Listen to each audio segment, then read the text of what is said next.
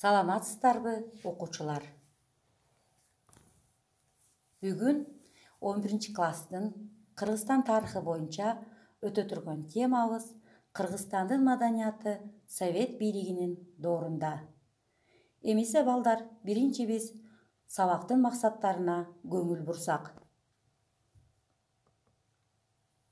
Совет бийлиги орногон мезгилдеги сабатсыздыкты жоюу үчүн жүргүзүлгөн иш-чаралар, мектептердин ачылышы жөнүндө түшүнүк алышат. Окуучулар окуу китебиндеги материалдарды өз алдынча окуп, анализ жүргүзүшөт.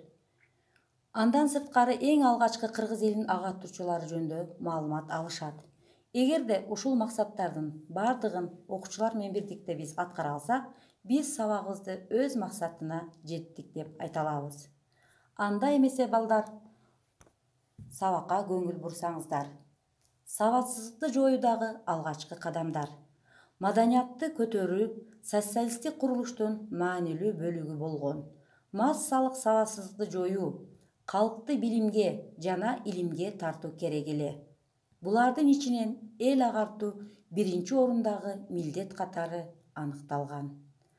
Мына ошондуктан 1918 жылы апрелде Түркстан крайынын эл комиссарлар советинде эл агартуу комиссариаты түзүлүп, иштей баштаган.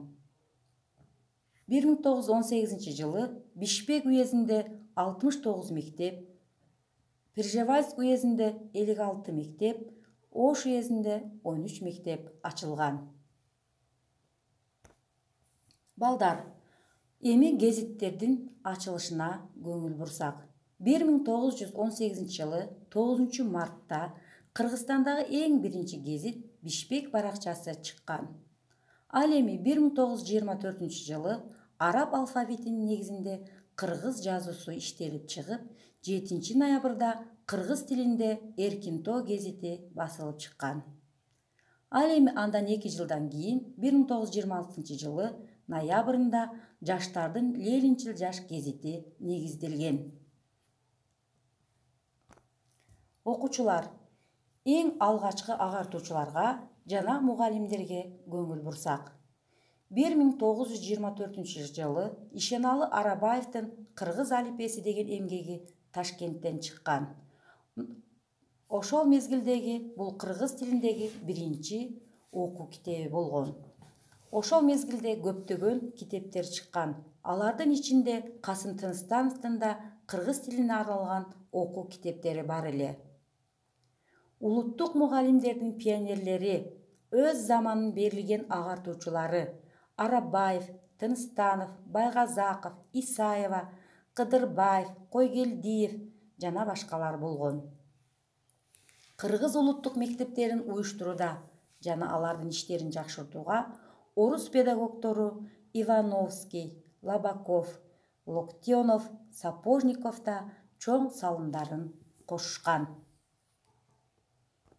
Бул жерде балдар Касым Тыныстанов жана Ишеналы Арабаев жөнүндө силер сүрөттөрүн көрүп турасыздар. Бул жөнүндө өзүңүздөр китебиңиздерден алып, кошумча информация катары дагы окуп койсоңуздар болот.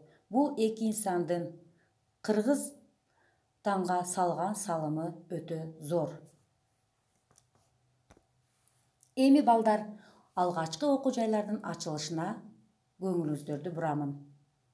1925-1926 окуу жылында Бишкекте, Караколдо, Жалал Абадта аялдардын кесиптик техникалык мектептери ачылган. Андан сырткары советтик партиялык мектептер ачылып, анда келечектеги жетекчи адистер даярдала баштаган. 1929 жылы Кыргызстандын атайын окуу жайларын 100дөн ашуун адистер бүтүрүп чыккан.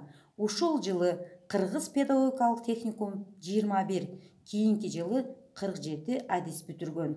Алардын арасында кийинки элге белгилүү болгон Малдыбаев, Айтиев, Жантөшев, Элебаев, Абдыкаимов, Маликов, Бөкөнбаев, Осмонов, Алыбаев жана башкалар болгон. 1930-1931 окуу жылында республикада жалпыга милдеттүү башталгыч билим берүү киргизилген. жылдары атайын орто жана жогорку окуу жайлары да өнүгө баштаган.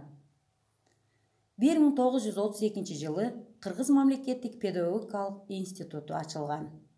1938-1939 окуу жылында Кыргыз мамлекеттик медициналык институту ачылган.